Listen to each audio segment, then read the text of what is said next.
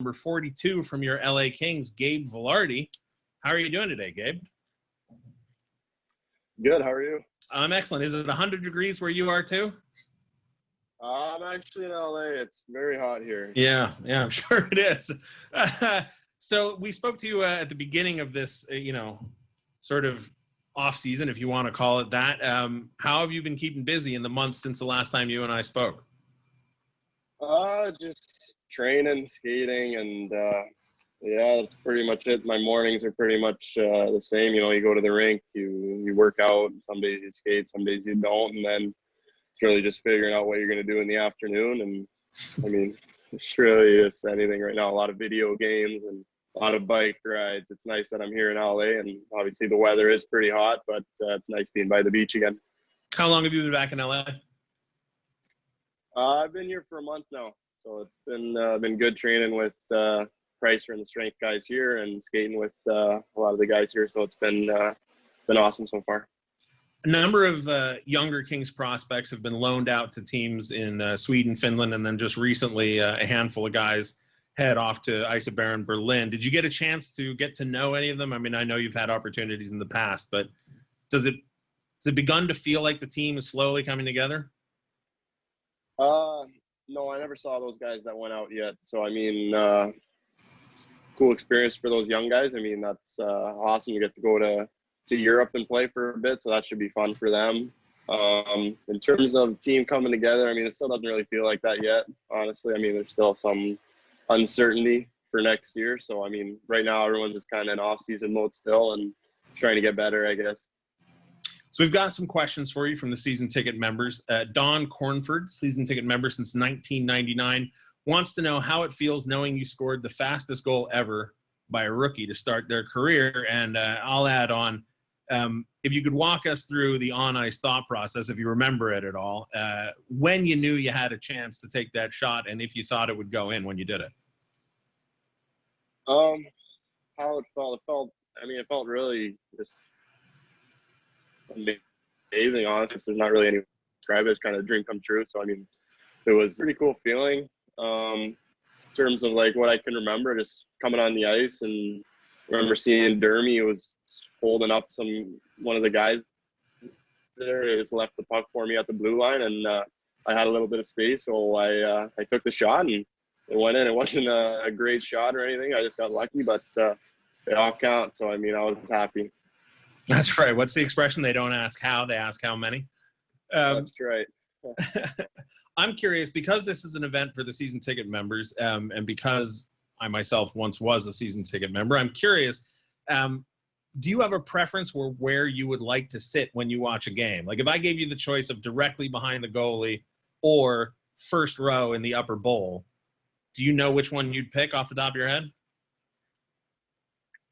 I think I'd pick behind the goalie. That's me personally. I mean, if I had I'd pick on the offensive side. I mean, just looking back growing up, I remember going to watch junior games in Kingston, the Frontenacs and OHL team, and I would just switch ends every period. I would watch the Frontenacs whenever they were in the offensive zone. I would stay behind the goalie then. So, I mean, that's me. That's the person I want to see offense. So, I mean, that's my choice. Do you start to recognize faces in the crowd for the people that sit near the glass, the fans that are there game in and game out? Can you recognize different groups or different people? No, I don't. The fans, all right. We don't really. I am looking at them. I'm not really thinking about looking at them. Fair enough.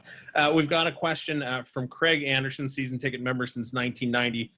This is an opportunity for me to bring up not only the Frontenacs, but also the Spitfires. He says he's curious why players choose certain jersey numbers. He knows that David Beckham chose 23 because he's a huge Michael Jordan fan. Craig wants to know why you chose 42, but before you wore 42, you wore 13 in Windsor, and then I'm assuming 73 in Kingston because 13 was already taken. So why 42? And, well, I'll let you answer that before I ask a follow-up. The truth is I didn't pick 42. It was given to me when I first came to camp in 2017. I used it last year and it was fine. I like the number. 13, I chose 13 because of Pavel Datsyuk. I tried growing up, I tried to model my game after him. So he was someone that I looked up to. So that's why I chose 13. Now, 13 obviously wouldn't have been an option in years past, but moving forward, it's opened up. Do you care enough about numbers to request a change, or are you more sentimental about sticking with the number you scored your first goal in? I haven't decided yet, honestly. I'm more focused on first I got to make the team, and then if it comes to that, I'll make the decision if I want to switch or not. I haven't really given it too much thought. So they're just numbers ultimately. I mean, there's no sentimental value, I guess, if you really think about it. I mean, I suppose that's the right answer, but some people really like to know That's that true. sort of thing. Yeah, some people are like that. I mean, and there's no problem with that, but for me personally, it's just I think Sidney Crosby's contracts even have his number built into them. Like, some guys really care about that. Yeah, he's a big name. Yeah.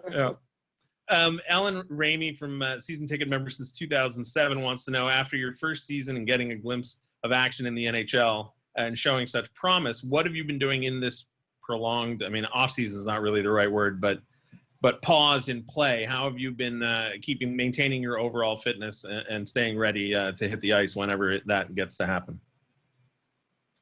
Just working out a lot and skating now. I've been skating the past month. Just trying to put on some muscle weight. Felt like I was very skinny, lower body, needed work too. And I also felt, obviously, the last couple summers I haven't had the chance to work out. I've been rehabbing. So this is the first full summer and months where I can actually focus on my body and on little things that I want to improve on. The biggest thing is just lower body strength, I think, and my conditioning. I think the biggest difference I noticed when I went from the AHL to the NHL was just how much tired how much faster, how quick it was to be tired out there, kind of thing. Whereas in the AHL, I could kind of dog it out for 30-second shifts and be fine. Whereas in the NHL, after 15 seconds, I was tired right away. So the guys here are awesome. The strength guys, they know all this stuff, and they're talking to me. I'm talking to them, and we're kind of arranging everything. And Pricer's one of the best strength coaches out there. So I'm happy with what I've done so far.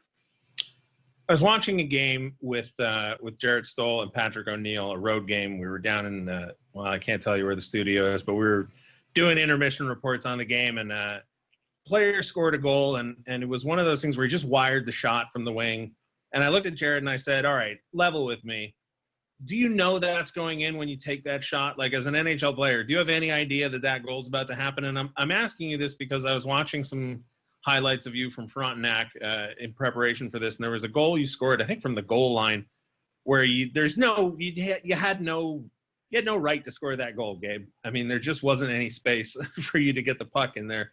And you had a couple goals like that. I think one against Minnesota, where you corralled the puck, somebody lobbed it into the offensive zone, and you wound up just sort of spinning around and scoring it.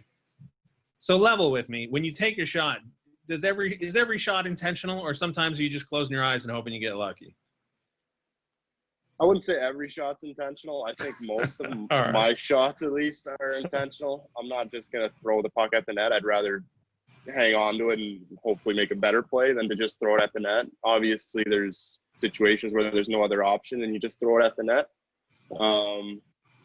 In terms of answering your question, if you know it's going to go in, I think when you shoot the puck, you know, once you release it, what's a good shot and what isn't as good of a shot. Just off the top of my head, even my first goal, I didn't think it was a very good shot, but it went in. So that's hockey for you, though. You never really know. So I mean, I guess for some people, and some people would rather hang on to the puck, kind of thing. So this is the pre-draft show, so I've got to ask you your memories from the day you were drafted. Were you excited, nervous, thrilled? Do you remember any of it? Is it all just a blur?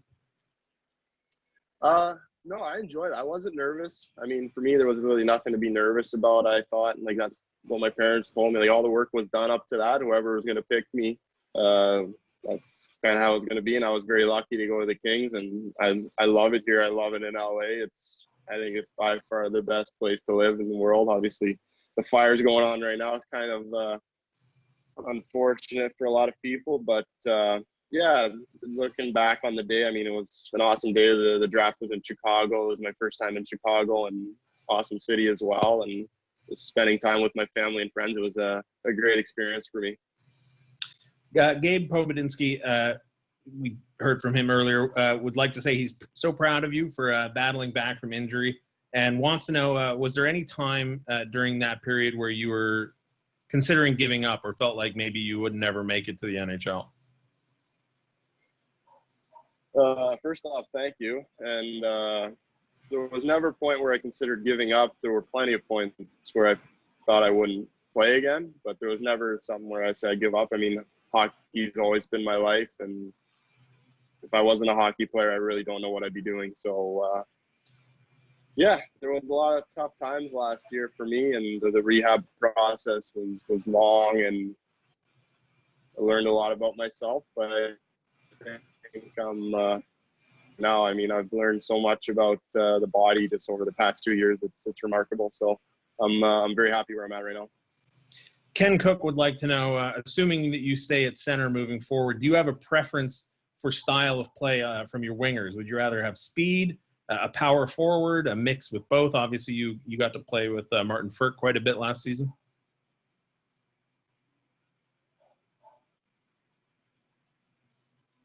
Oh, did we lose Gabe? This is the NHL. I mean, everyone you play with.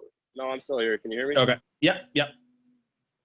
Like, everyone's a good player. I mean, ultimately, they have different styles. I mean, with Furky, I played with him for so long, so I kind of know like what he does. But I mean, ultimately, you just want guys that can think the game kind of at a fast pace. That's my kind of consensus on that. Furky's easy to play with. I know if I get him the puck in the right areas and he has time to get his release off, I know there's a pretty good chance it's going in because he's got a wicked release. So I'm not looking for anything in particular. Like, there's nothing I prefer more, like a fast guy or a slow guy or a shooter. And like, it's just who you play with. It takes time to adjust and kind of get the rhythm of how they play and where they'll be on the ice kind of thing. And that takes time.